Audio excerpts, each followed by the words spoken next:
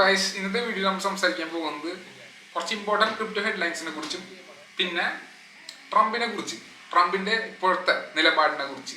ട്രംപിന്റെ നിലപാട് ഭയങ്കര ഇമ്പോർട്ടൻ്റ് ആണ്, നിങ്ങൾ മനസ്സിലാക്കണം. ആളൊരു പ്രോ ക്രിപ്റ്റോ പ്രസിഡന്റ് ആണ്. ട്രംപിന്റെ നിലപാട് ക്രിപ്റ്റോ മാർക്കറ്റ്സിന് വളരെയധികം ഇൻഫ്ലുവൻസ് ചെയ്യും. അതൊരു പ്രസിഡന്റ് ആണ്, ഫസ്റ്റ് ഓഫ് ഓൾ മനസ്സിലാക്കുക. വെറൊരു പ്രസിഡന്റ് അല്ല, അതും നിങ്ങൾ മനസ്സിലാക്കണം. അയാൾക്ക് കുറെ ഓർഗനൈസേഷൻസ് ഉണ്ട്, കമ്പനീസ് ഉണ്ട് ക്രിപ്റ്റോയിൽ ഡീൽ ചെയ്യണത്.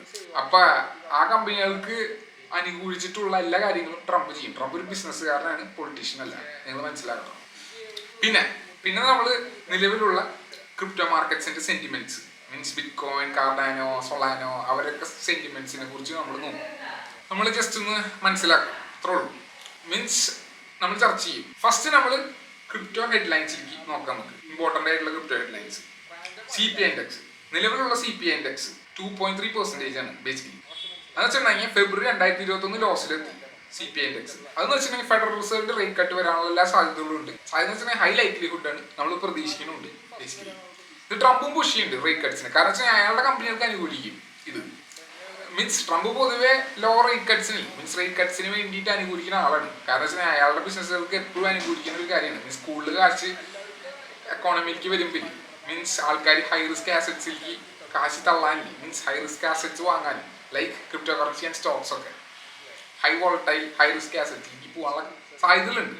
ഹൈലി കോറിലേറ്റഡ് ആണ്. അപ്പൊ അയാളുടെ ബിസിനസ്സുകൾക്കും ഒരു ഷെയർ കിട്ടാനുള്ള ചാൻസ് ഉണ്ട്. അപ്പൊ ആളെന്തായാലും പുഷ് ചെയ്യും. അപ്പൊ ഞാൻ പറഞ്ഞു വരുന്നത് എന്തിട്ടാന്ന് വെച്ചിട്ടുണ്ടെങ്കിൽ അത്രേ ഉള്ളൂ. ട്രംപ് എന്തും ചെയ്യും അവരുടെ ബിസിനസ്സുകൾക്ക്, ബിസിനസ്സിൽ നിന്ന് കാശ് ഉണ്ടാക്കാൻ, ആൾക്ക് ബിസിനസ് പ്രോഫിറ്റ് ചെയ്യാൻ. അത് പ്രസിഡന്റാന്ന് പറഞ്ഞിട്ടൊന്നും കാര്യമില്ല. ഇതാണ് സത്യാവസ്ഥ. കുറെ പേര് പറയേണ്ട കോൺഫ്ലിക്റ്റ് ഓഫ് ഇൻട്രസ്റ്റ് ഉണ്ടെന്ന് ട്രംപിന്റെ അടുത്തുനിന്ന്. പക്ഷെ അതൊക്കെ മറക്കാനുള്ള രീതികളൊക്കെ ഉണ്ട് ഈ കാലഘട്ടത്തിൽ. ക്രിപ്റ്റോന് അത് പറ്റും. എനിവേസ്, ഇതൊരു ഇമ്പോർട്ടൻറ്റ് ഡാറ്റയാണ്, CPI ഇൻഡെക്സ്.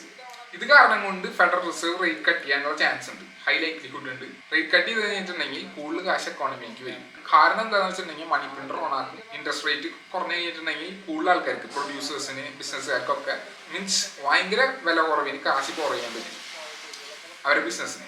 ഈ കാരണം കൊണ്ട് അവർ ഹൈ റിസ്ക് ആസറ്റ്സിലൊക്കെ ഇൻവെസ്റ്റ് ചെയ്യാനുള്ള സാധ്യത ഭയങ്കര കൂടുതലാണ്, ഹൈലി കോറിലേറ്റഡ് ആണ്. അപ്പൊ അതിനനുസരിച്ച് നമുക്കൊക്കെ കാശ് ഉണ്ടാക്കാൻ പറ്റും.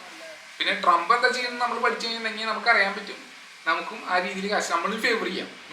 നമ്മൾക്ക് അനുകൂലിച്ചിട്ടും ആണ് ഈ കാര്യങ്ങൾ ചെയ്യുന്നത് നമുക്ക് മനസ്സിലാക്കാം. അപ്പൊ നമുക്ക് അതൊന്നും നമുക്ക് കാശ് ഉണ്ടാക്കാം. നമുക്ക് ബിറ്റ്കോയിൻ ഇൻവെസ്റ്റ് ചെയ്ത് കാശ് ഉണ്ടാക്കാം. ചിലപ്പോൾ ഇനി 6 മാസത്തിനുള്ളിൽ നോക്കുകയാണെങ്കിൽ ചിലപ്പോൾ നമ്മൾ ബിറ്റ്കോയിൻ ഇൻവെസ്റ്റ് ചെയ്തിട്ടുണ്ടെങ്കിൽ ഇപ്പൊ ഇൻവെസ്റ്റ് ചെയ്തിട്ടുണ്ടെങ്കിൽ നല്ല കാശ് കിട്ടിയെന്ന് വരാം. ഒരു കാര്യമായിട്ട് മണിയുടെ വാല്യൂ ഡിപ്രിഷിയേറ്റ് ചെയ്യാനുള്ള സത്യമുണ്ട്. കാരണം വെച്ചിട്ടുണ്ടെങ്കിൽ കൂടുതൽ കാശ് എക്കോണമിക്ക് വരുമ്പോൾ സാധനങ്ങൾ വാങ്ങാൻ പണ്ടത്തെ പോലെ ഒന്നും പറ്റിന്ന് വരില്ല. വെച്ചിട്ടുണ്ടെങ്കിൽ കാശ് കൂടുതൽ കൊടുക്കേണ്ടി വരും ഒരു സാധനം വാങ്ങാൻ. കാരണം വെച്ചിട്ടുണ്ടെങ്കിൽ കാശിന്റെ മൂല്യം കുറയും, അതൊരു സത്യമുണ്ട്. പക്ഷെ അത് നോക്കിയിട്ട് കാര്യമില്ല.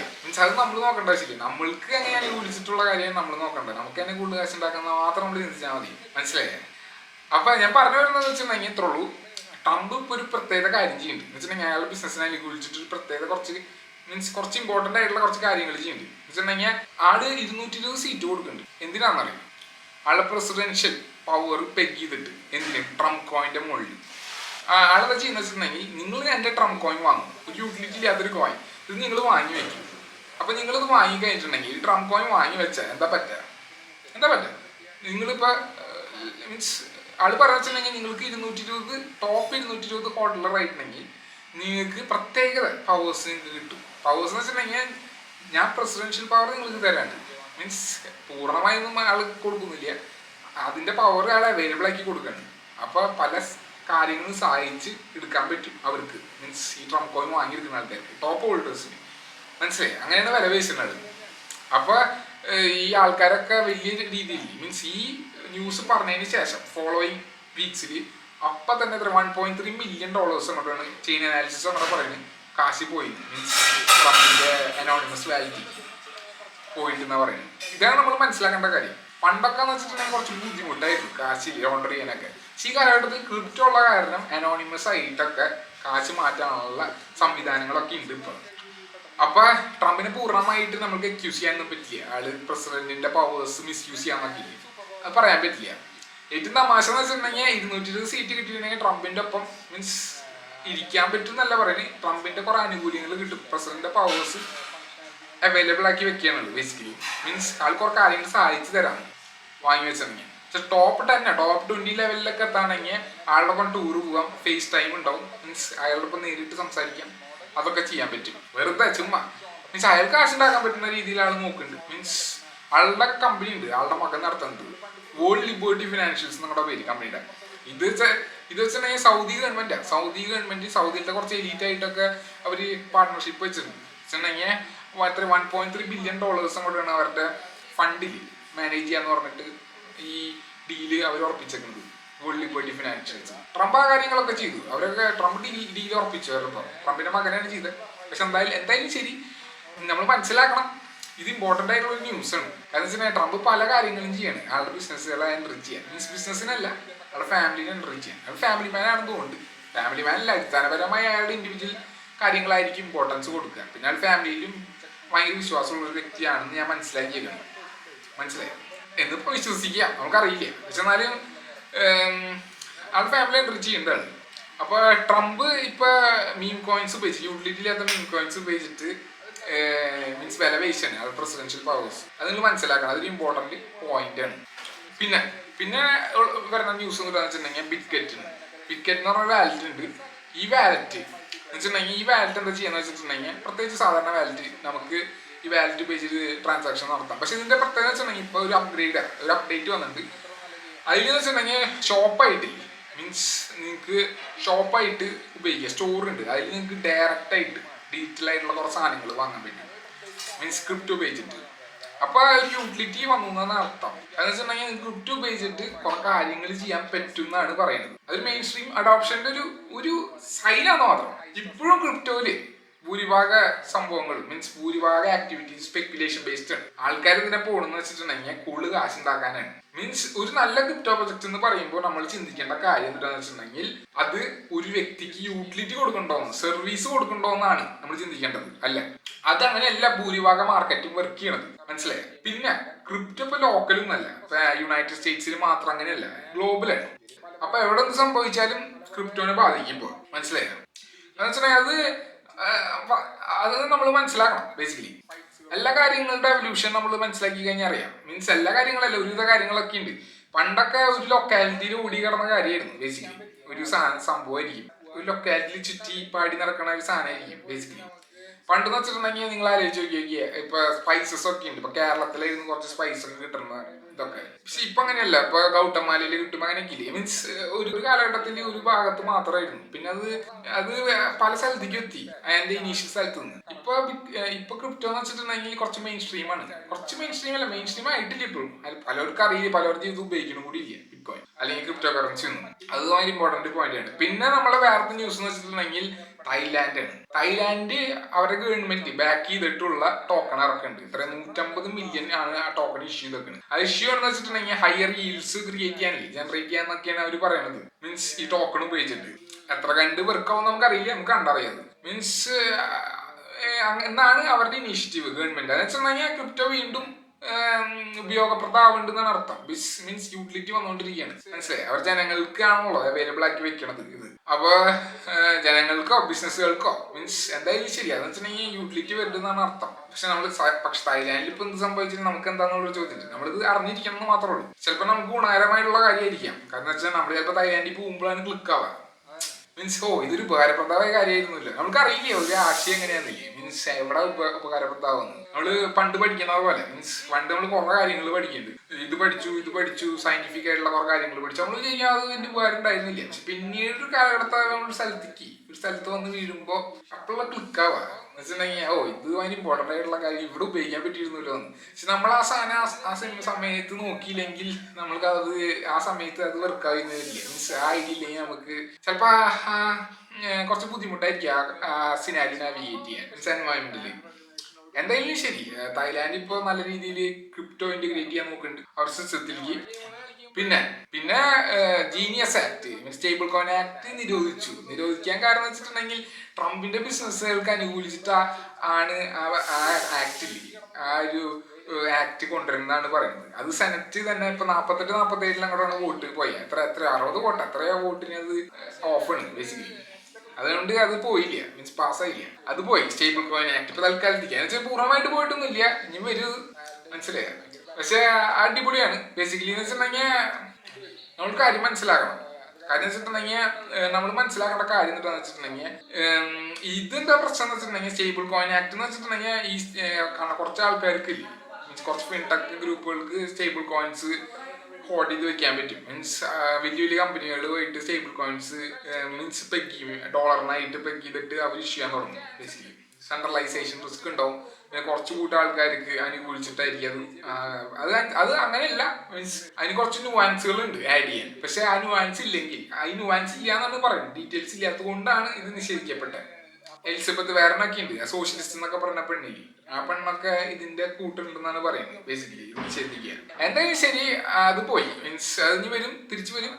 എന്തായാലും നമ്മളെല്ലാം കാണുന്ന വെച്ചിട്ടുണ്ടെങ്കിൽ പ്രോ ക്രിപ്റ്റോ എൻവയോൺമെന്റ് ആണ് ഇപ്പൊ നിലവിൽ കാണുന്നത് എൻവയോൺമെന്റ്. പിന്നെ അടുത്ത ഇമ്പോർട്ടന്റ് ആയിട്ടുള്ള ടോപ്പിക് എന്ന് വെച്ചിട്ടുണ്ടെങ്കിൽ ക്രിപ്റ്റോ മാർക്കറ്റ്സ്. ക്രിപ്റ്റോ മാർക്കറ്റ്സിന്റെ കറന്റ് സെന്റിമെന്റ്സ് നമ്മൾ പറയേണ്ട ആവശ്യമില്ല. കാരണം വെച്ചിട്ടുണ്ടെങ്കിൽ അടിപൊളിയാണ്.